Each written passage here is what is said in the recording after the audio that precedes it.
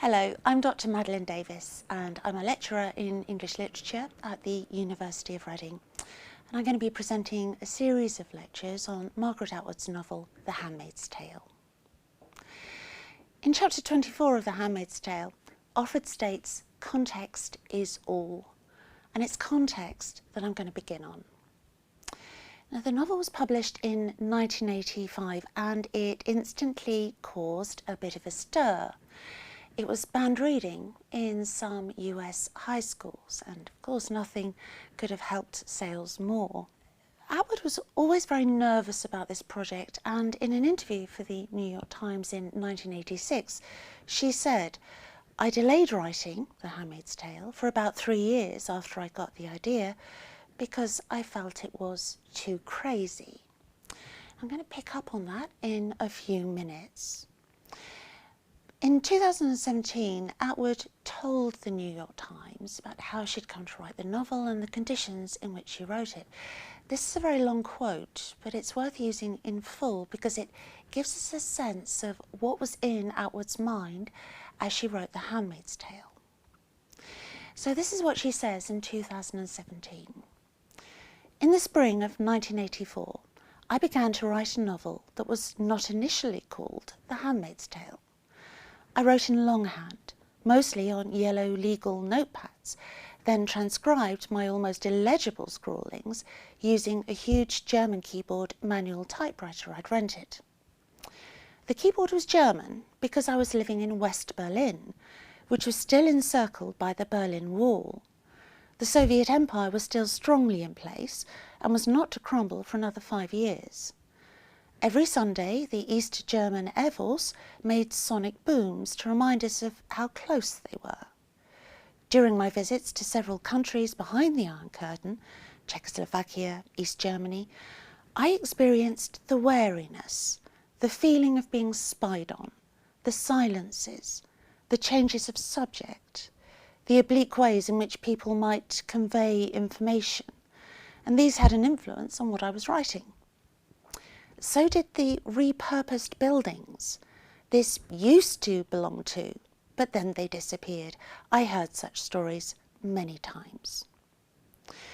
Having been born in 1939 and come to consciousness during World War II, I knew that established orders could vanish overnight.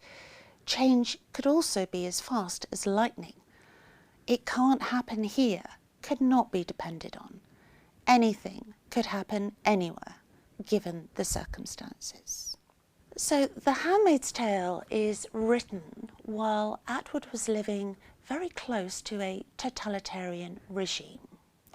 Hallmarks of totalitarian thinking are everywhere throughout The Handmaid's Tale, and it's a novel that recalls in many of its aspects elements of Nazi Germany and of totalitarian regimes including Ceausescu's Romania. And it is the nature of totalitarian thinking that is one of the standout features of this novel, particularly in its emphasis, I think, on surveillance and terror. So this is one context to bear in mind, but there are so many others. Gilead is, for example, a theocracy. And this points us both backwards and forwards at the same time. The issue of theocracy takes us back to the founding fathers of America and the religious ideology characterising 17th century Puritan New England. Several elements of The Handmaid's Tale, including the handmaid's red robes, recall Nathaniel Hawthorne's 1850 novel The Scarlet Letter, which is set in the Puritan Massachusetts Bay Colony during 1642 and 1649.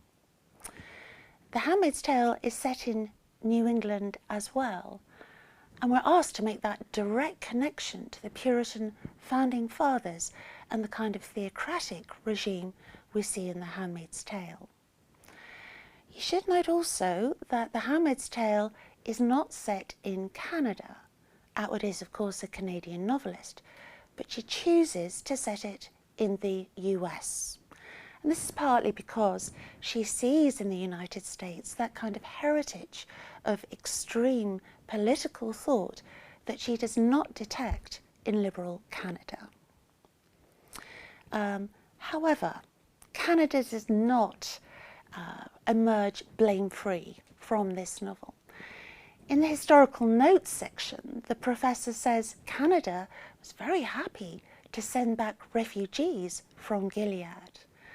So liberal tolerance, appeasement can very easily become cowardice, and that is the situation we see here. But the point is that America was founded, in Atwood's view, on religious extremism, and those kind of currents have by no means gone away. Remember that Atwood was writing this novel in the 1980s. She was writing it from the position of Berlin, and this gave her some distance so that she could reflect on what she was seeing in America at the time. Now, in the 1980s, there was a resurgence of what was known as the New Right. Now, this movement shouted very loudly about traditional values. It talked about the birth dearth. It suggested that women having careers, for example, was a terrible thing. It emasculated men. It meant that the wrong babies were being born to the wrong women. The New Right, which we now know as the alt-right, was also responsible for an awful lot of the fire bombings, for example, on abortionist clinics, a lot of the attacks on women's rights over their own bodies. This kind of current of New Right political thinking is transferred straight into The Handmaid's Tale. Don't forget that Serena Joy had a previous career prior to The Handmaid's Tale, prior to her role as a commander's wife. She was a singer on a television evangelical show. So what Atwood is trying to say here is that all of these energies connect up together. Whether you go back to 17th century Puritan New England, whether you consider totalitarian thinking, and then when you splice in New Right ideology, alt-right ideology as we know it now, then you have a situation like Gilead. And there are other contexts to consider here as well. We have the literary context within which Atwood is working. So I've already referenced The Scarlet Letter by Hawthorne, but she's also recalling very deliberately texts such as 1984 by George Orwell or Brave New World by Huxley. Now these are critical dystopias, classic dystopian texts, and particularly in her emphasis on eyes and on surveillance, she deliberately brings in those previous texts and splices her energies with them in The Handmaid's Tale. But Atwood doesn't refer to The Handmaid's Tale as a critical dystopia. She refers to it instead as a speculative fiction. What she's trying to say here is that there is nothing in The Handmaid's Tale that is made up, if you like, or fictionalized. She says that what she's done with The Handmaid's Tale is take elements from various ideologies, from various totalitarian regimes, and she's spliced them all together. She says there is nothing in this novel that hasn't already happened. All she's done is put it all together. Now, of course, the sensible resolution to this is to think, well, it is a critical dystopia and it is also a speculative fiction. So in terms of the literary context of this novel, I would want to put it within that kind of framework. One of the problems, I think, of defining this text as being a critical dystopia, pure and simple, is that it tends to remove the text and Gilead itself from our own contexts. And actually what Atwood is wanting us to do as readers is to think, well, what in Gilead, what in this fictional construct, what do I recognise? You know, what are the features in the text that I see all around me every day, but that I never stop to think about because they don't worry me for one reason or another. Atwood is saying, well, should they worry you? Perhaps you should give these signs in your own society a little more thought. So one example might be the constant emphasis on surveillance in The Handmaid's Tale, which I'll talk about in a later film. That maybe should cause us to think about the high level of CCTV cameras that we've become so used to in Western societies, particularly, I think, in the UK.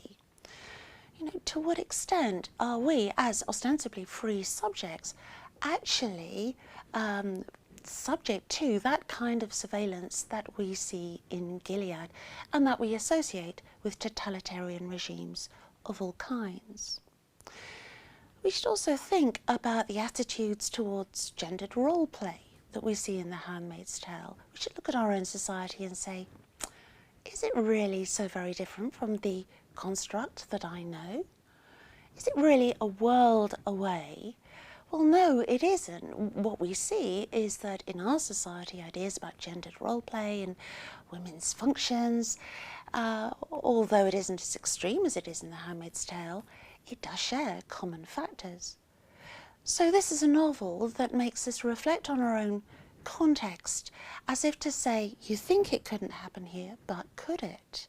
Just to return to that long quote where Atwood was talking about how she wrote the novel, where she wrote the novel, she said, it can't happen here, cannot be depended on.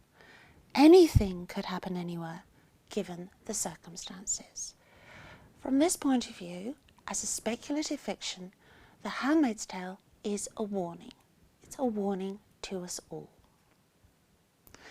Now, in the next section, I'll think about the arrangement of the text, and in particular, the first section of